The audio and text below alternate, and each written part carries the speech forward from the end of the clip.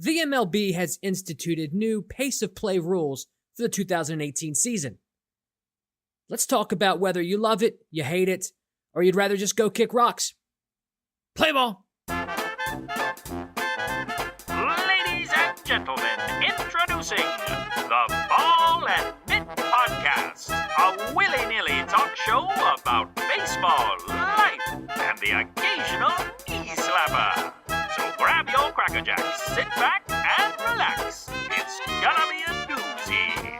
Here's your host, the bee's knees himself, Brian Brammer! Hey, baseball fans. I am your host, Brian Brammer, and this is the Ball and Mitt Podcast, Episode 1. The MLB has given the league and its fans another set of rules, as if there weren't enough already. Rules that will supposedly pick up the pace.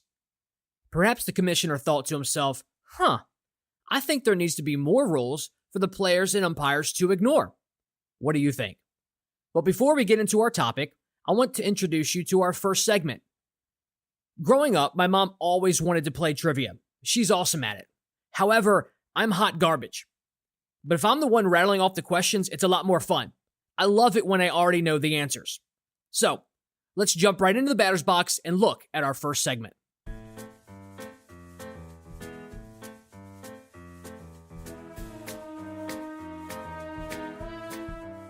Welcome to Knuckleball Trivia.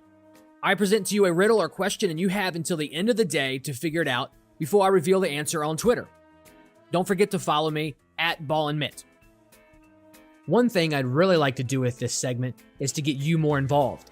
So perhaps a giveaway every month to the person that answers the most questions. I don't know. I don't know what that looks like. But you guys send me your suggestions. We will brainstorm about them and then just roll with it. So, here is your knuckleball question. Which of the following does not belong and give a reason? A. Sunscreen. B. Sandpaper. C. Bubblegum. D. Chapstick. Or E. Shaving cream. Don't forget, you have until the end of the day to respond. And that is your knuckleball trivia.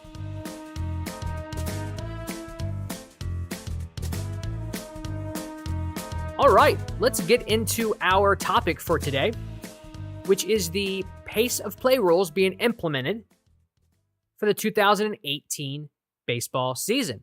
Now, before we talk about the key components and break it down that way, I actually wanted to read a couple of quotes that I was able to find on what some players and managers are saying about these new rules.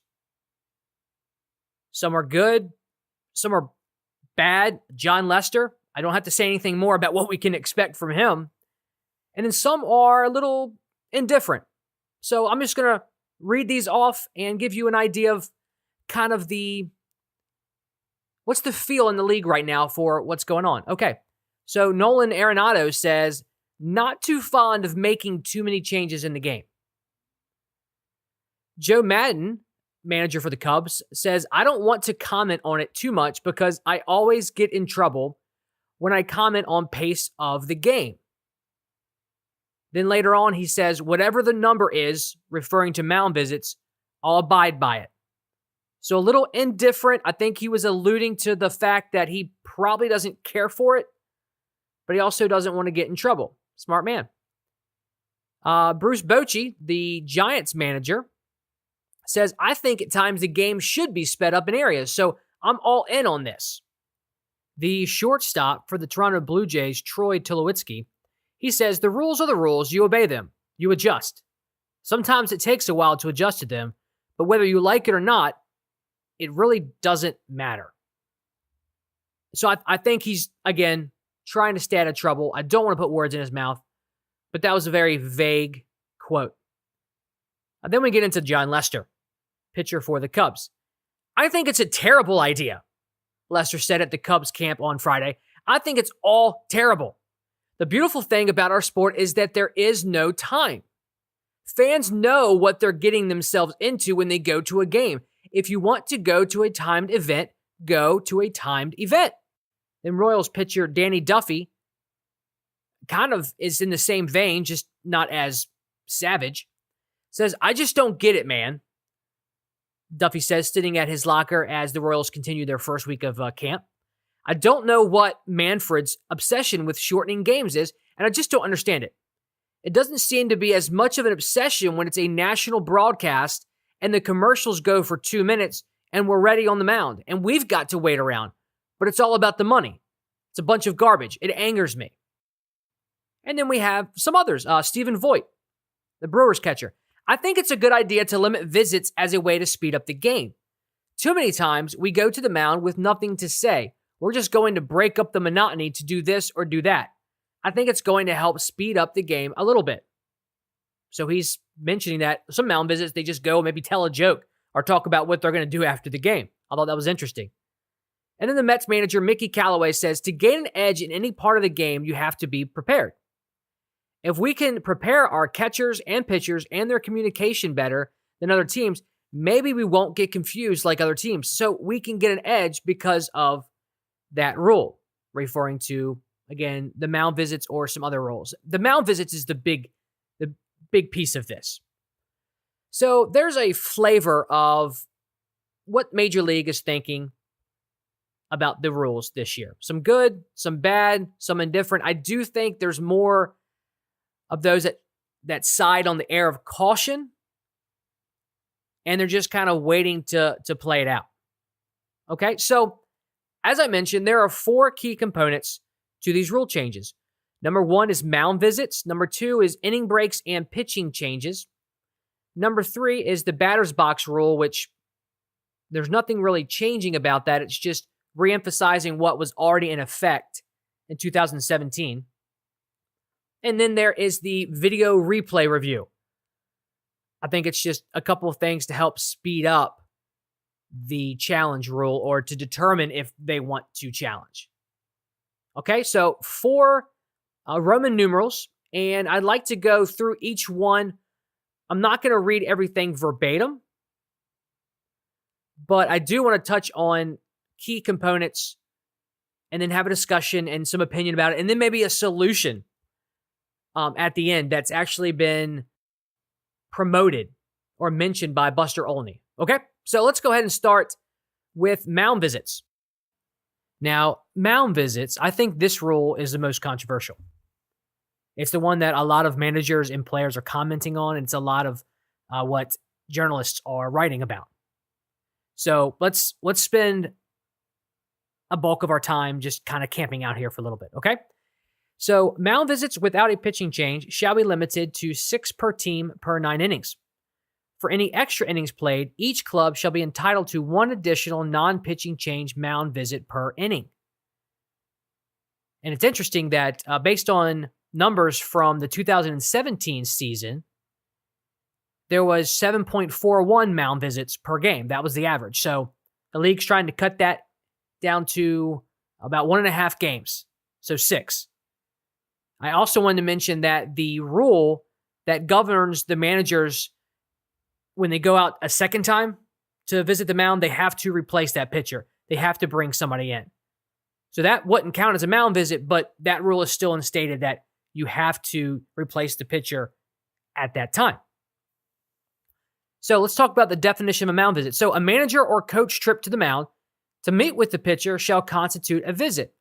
A player leaving his position to confer with the pitcher, including a pitcher leaving the mound to confer with another player, shall also constitute a mound visit, regardless of where the visit occurs or the length of the visit, except that the following shall not constitute mound visits. And then it goes through 4 exceptions to the rule, as if baseball needed more exceptions, right? It seems like it's just one gigantic exception, but we're okay with that because the game's great. I am wondering, though, that those extra mound visits you get in extra innings, like, can you pocket those? If the game goes 12 innings and you don't use a mound visit in the 10th and 11th, do you now have 3? But you know what? It doesn't really matter. It doesn't matter the amount or the number. And I'll get to that in my summary or my conclusion on what I think. But let's just go to the exceptions and talk about what they are and how they influence the game. So, number one, discussions between pitchers and position players that occur between batters in the normal course of play do not require either the position players or the pitchers to relocate. So, if you're yelling at your buddy from your position, that's not a mound visit. That makes sense. And number two, visits by position players to the mound to clean spikes in rainy conditions. That makes sense, but there's no way to prove if he actually has mud on his cleats. He could have wiped them off in the grass before he came. So they're going to discuss. So that's the same as a mound visit. So that doesn't make sense. But three, visits to the mound due to an injury or potential injury of the pitcher. That makes sense. Safety first. That exception can stay in there forever. And then number four, visits to the mound after the announcement of an offensive substitution. Now, is this more of like a bigger substitution or smaller? Because when there's a pinch runner, he comes out of the dugout and he's on the base before the announcer can even say his name a lot of times. Like what I'm saying is it happens really quick. And then with the pinch hitter, it's just a different person coming out of the dugout. Maybe they need to change the walk-up track from country to rap. And that's maybe what takes so long. No, I'm kidding. But at the same time, I'm being serious, if that makes sense. What is this offensive substitution? Why would they allow that to be an exception that needs to be noted if it's something that happens, I think, in the normal course of the play? If you have someone that goes and talks to a pitcher on the mound while the pinch hitter is coming up, that to me is a mound visit because nothing different transpired. But I don't know. Maybe there needs to be some more clarification, or I need to do some more reading on that. All right. So there's also another component to this, and that is the cross-up of signs. Now, I was a catcher in college. I played for two small Christian universities. And what that means is that a majority of decent high school programs could have wiped the floor with us. And I actually still play in an over 31 bat league here in North Carolina. I haven't the past 2 seasons. I've had some shoulder surgeries. I might have to hang the cleats up. But anyway, and I played catcher for that league. And I had a pitcher that would like to communicate and change the signs based upon if there was a runner at second base and what inning we were in. So I understand it can be complex. But let's go over these cross-up in signs and the exceptions. Okay, so in the event that a team has exhausted its allotment of mound visits in a game or extra inning, and the home plate umpire determines that the catcher and the pitcher did not have a shared understanding of the location or type of pitch that had been signaled by the catcher, otherwise referred to as the cross-up, the home plate umpire may, upon request of the catcher, allow the catcher to make a brief mound visit. But any mound visit resulting from a cross-up prior to a team exhausting its allotted number of visits shall count against a team's total number of allotted mound visits. So if you're smart, make sure that your cross-up occurs after your 6 mound visits. Now, I know you can't always predict that or plan on that, but that would be helpful if you could. Now, after all these things I've just said about the number of mound visits, the exceptions, the cross-up of signs, the fact that a relief pitcher mound visit does not constitute as a mound visit, it seems that the big emphasis is on number. Let's focus on the numerical value of how many times you can pause play and go to the mound and have a discussion. And for me, I don't think this helps the pace of play at all. I don't. It's part of the game.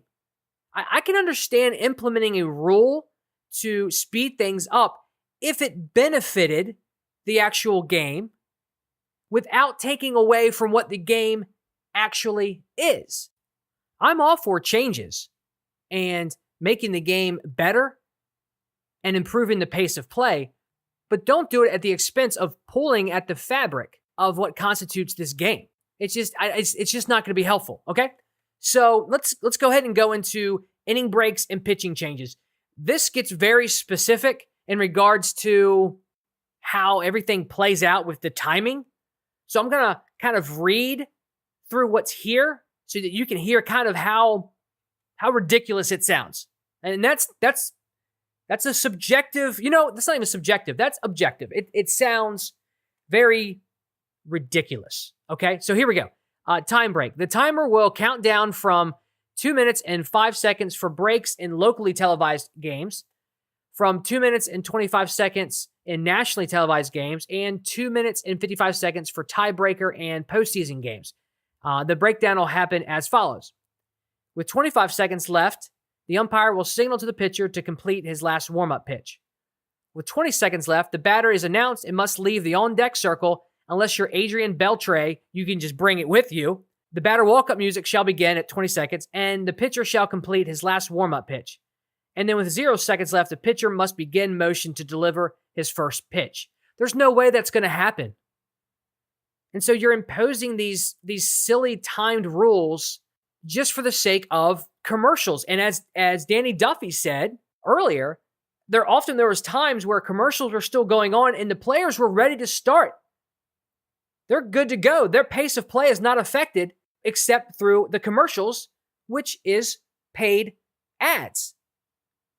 So don't mess with the money. I don't know everything about business or advertising, so I don't want to act like that's actually what it is. But he has a good point. Danny Duffy has a good remark that just makes you sit and wonder and think, could we shave off dead time somewhere else other than mound visits? And I think we can. All right, so I'm going to continue with this. The pitcher may take as many warm-up pitches as he desires, but regardless of how many warm-up pitches he has thrown, he must deliver his final warm-up pitch at least 20 seconds prior to the end of an inning break or pitching change. So the previous 8 warm-up pitches, it's no longer guaranteed. The umpire shall signal for the last warm-up pitch at 25 seconds unless a special circumstance applies. And those circumstances are just things that are outside of the control of the umpire, the player, or the batter, anything like that. Things that were unexpected. The batter must leave the on-deck circle and proceed directly to the batter's box when the pitcher throws his final warm-up pitch. The pitcher must begin his motion for the first pitch as soon as the batter steps into the box and is alert to the pitcher, provided, however, the pitcher cannot begin his motion for the last pitch more than 5 seconds prior to the end of an inning break or pitching change so that television is ensured to be back from commercial break. Wow. I don't think I breathed during that entire sentence. That was one entire sentence. And the key word, as mentioned earlier, is commercial break. So a lot of our players, they're ready. I mean, have you ever been to a game? I've been to an NFL game, and you have the little commercial guy out on the field. Everybody's ready to go. They're just waiting on him to get off the field. And with baseball, it's the same thing. The players are out there. They've done their pitches. They've thrown the ball in after, they do their infield and outfield warm-ups to keep their arms loose. And we're waiting to come back from a commercial break. So it kind of seems like that's affecting the pace of play. But that's not where they're going to shave off the time. It's just not. Now, I've been waiting to get to this last part here of the second section about the timer and the pitching changes. And this emphasizes trying to make the pitching change quicker, trying to speed that up. So it actually, one of the rules actually says that the relief pitcher shall leave the bullpen promptly following an appropriate signal by their manager or coach. During the playing of God Bless America or any other extended event, the timer will start as soon as that is over, and then the relief pitcher has to come out promptly. Now, one thing that happened over the weekend, I believe, which was awesome, is the Arizona Diamondbacks brought back the bullpen cart. A lot of people hate it. I mean, you saw, I don't know who it was on the back, the relief pitcher that was coming in. He looked miserable, but I think it's hilarious. I think it looks goofy. It's silly, but that's baseball. I mean, if you watch our rituals and the superstitions and the things that we do before we get into the batter's box, before we pitch, like it's a very superstitious sport, and it's silly, and it's awesome.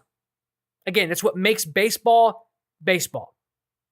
Just so many oddities and weirdos out there, and I love them all. So why not embrace the bullpen cart? It's pretty much a gator with either a baseball cap on the top or it's shaped round like a ball. And you know what? Let's incorporate something. Like the biggest reason we're doing these pace of play rules changes, that's a hard thing to say 5 times fast, let it know once. Pace of play rules is to appeal to the casual fan, to get them more involved and more entertained. Like minor leagues, they do a great job at this. The major leagues could learn a lot from the minor leagues. Here's what we need to do. I'm a huge Mario Kart fan. I still am. But we need to give every opposing team fan banana peels and red and green turtle shells. And as that bullpen cart leaves the bullpen and heads towards the mound, just have the fans start chucking these things at them. And the bullpen cart has to maneuver around these flying projectiles. And if it can get to the mound without getting hit, the next batter is already down 0-2 and the pitcher has an advantage. Well, that's a way to speed up the game. I would love to see that.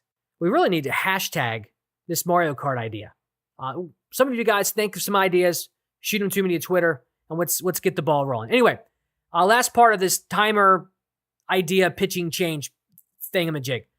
Umpires shall direct players and enforce the inning break and pitching change time limits on the field. Players who consistently or flagrantly violate this will be subject to further discipline. The umpires aren't going to enforce this because it's too much effort. They have too much on their hands, honestly, with trying to manage the game, and now you're adding something else to them for them to manage.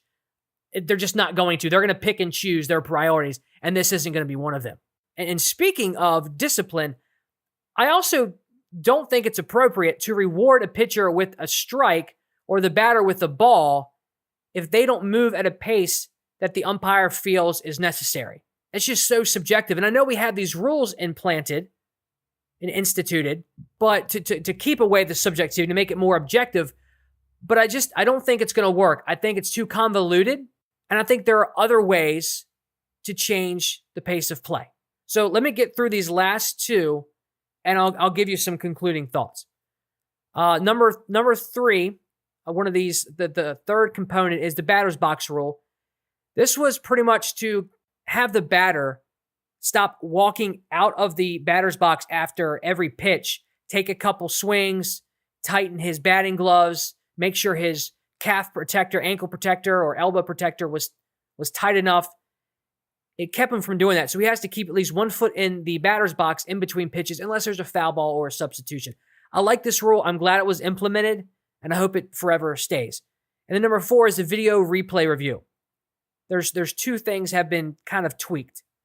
One was they installed the capability of all club video review rooms to receive direct slow-motion camera angles for the 2018 season. I thought this was already being done. Apparently it's not. So I'm glad it actually is being done officially. And the last one is install new phone lines connecting the video review rooms and the dugout, and to monitor the communications over those lines to prevent their use for sign stealing. Again, that's good. These are fine. These don't really need to be mentioned or even made public, but there they are. Now, at the beginning of this podcast, I had mentioned that Buster Olney has a suggestion or a better way of approaching this pace of play thing. And he had mentioned that he thinks these rules, or the whole idea of pace of play, should be put into the hands of the players and not imposed on them from a group of people that weren't involved in the game. Now, a lot of those, Joe Torre, for example, have played or managed, and so they've been there on the field. They understand the game-to-game strategy and decisions. But I really do agree that some representatives from each team, pitchers and batters, maybe different positions and different, starting and relieving pitchers, should be involved in a type of board where they come together, agree to some pace of play rules, and then encourage their team to abide by these. To make them official rules, I don't know, because then there's penalties with that. And in-game penalties, outside of tossing somebody or rewarding them a balk, which is fine, because that's an art of a deception for the pitcher. That's an actual rule that influences and that a batter or a pitcher has either earned or forfeited. That's fine. But I really like this approach, and I really think that we head this way because at least the changes or ways to go about changing the pace is going to be on the terms of the players and not on those that are controlling the checkbooks. And I don't say that negatively. I really don't. Again, I don't want to act like I know everything about this because I don't. But I really do think commercial breaks are a big deal. That's not going to change. So I'm not even going to entertain that thought. But one suggestion could be when there is a pitching change, the manager does not have to go out to the mound to signal it. He can call it. The reliever gets on the bullpen cart, implementing that, drives onto the mound, and that pitcher that's getting replaced can either stay there and have a conversation with him or walk off the mound as soon as the manager signals. Great discussion. Great show. I love baseball. You love baseball. And we're passionate about the things that we love. And with that passion comes some criticism. We get defensive when something that we care about gets threatened, and that's okay.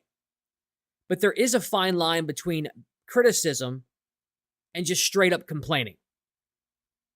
I don't want this show to be all about the latter. I'm not that guy. Well, that's my opinion, but I don't think I'm that guy. I'm all for making this sport the best it can be. If there are problems, let's fix them. But let's fix them the right way. Any changes that get remotely close to tearing at the seams that make this game what it is shouldn't be entertained. And I feel that these new rules do that. So where does that leave us? Well, let's keep brainstorming.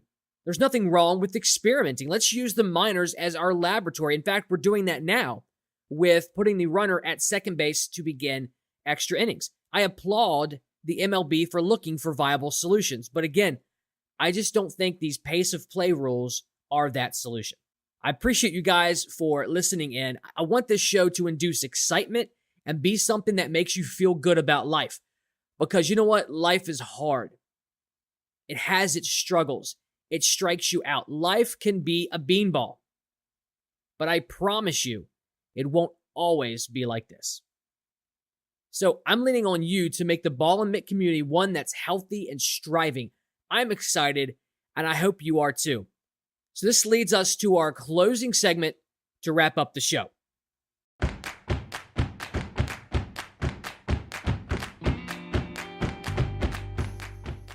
This is called Three Strikes. It's the segment in which I give you life lessons that may or may not be helpful. Strike one. If you don't succeed in meeting your own expectations, don't punch yourself in the face, especially if it's televised. Rest in peace, Ken Giles' jaw. Strike two. If you don't want to trip up doing routine activities or errands, make sure you don't wear ugly shoes. Kyle Schwarber, no easy way to say this, but your cleats are hideous. And strike three. Absolutely, under no circumstance, for any reason whatsoever, put pineapple on your pizza. That's strike three, and I'm out. See ya! Well, folks, that's a wrap. This has been a Ball and Mitt podcast production. Take a gander at our website and remember to follow us on Twitter and subscribe to the show. Thank you for tuning in. Farewell, baseball fans!